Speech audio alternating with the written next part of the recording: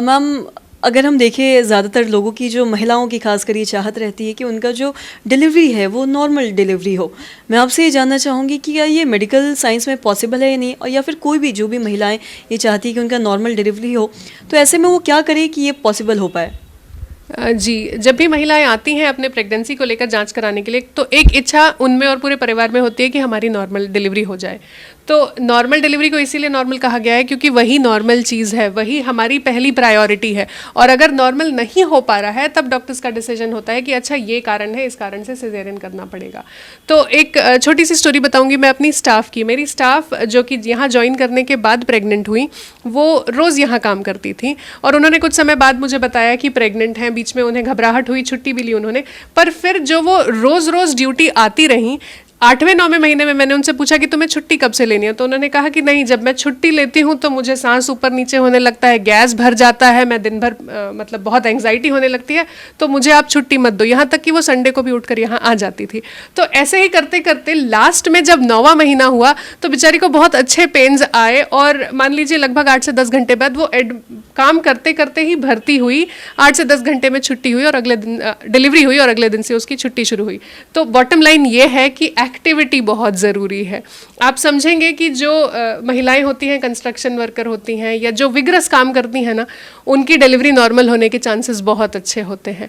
तो इससे 2-3 चीज़ें हैं जिन कारण से मैं बता रही हूँ कि एक्टिविटी बहुत ज़रूरी है। पहला तो यदि डाइट में शुगर ज़्यादा होता है या ब्लड में हमेशा शुगर ज़्यादा रहता है, वो कब होगा? जब आप मीठा खाना खाएंगे और एक्सरसाइज नहीं करेंगे, तो उससे शुगर बढ़ने से बच्चे का वजन बढ़ जाता है, कंधे चौड़े हो जाते हैं, उस कारण से नॉर्मल, वो एक बहुत अहम कारण है नॉर्मल डिलीवरी ना हो पाने का, या अरेस्टेड, जब नॉर्मल की कोशिश की जा रही है उसमें लेबर अरेस्ट होने का। तो आजकल जो मैं रेट देख रही हूँ एवरेज मिडिल क्लास महिलाओं में, डाइट बहुत अच्छा हो गया है।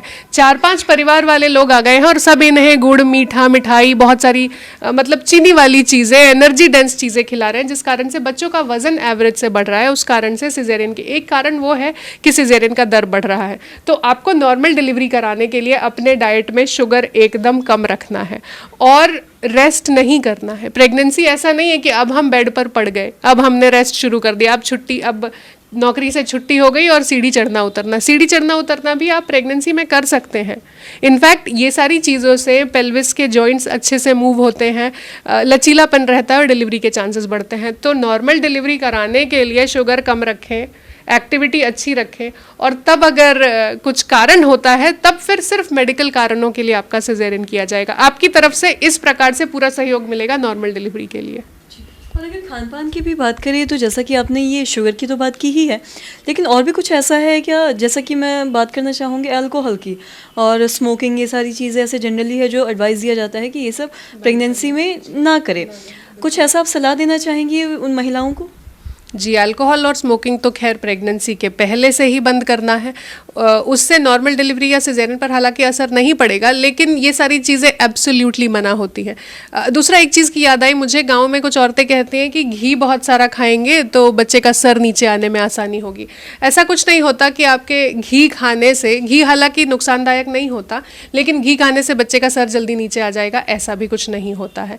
एक ही चीज़ है, एक ही रूल है जो 100 बार भी बोले तो कम है कि शुगर इनटेक, जो स्पेशली रिफाइंड शुगर है, उसे कम रखना है। अपने प्रेगनेंसी के वजन को बहुत नहीं बढ़ने देना है। डाइटिंग ऐसी नहीं करनी कि वजन घट जाए, लेकिन 12 से 13-14 किलो तक ही बढ़े। प्रेगनेंसी में अगर 20 किलो वजन बढ़ रहा है, इसका मतलब बच्चे का वजन भी बहुत बढ़ रहा है।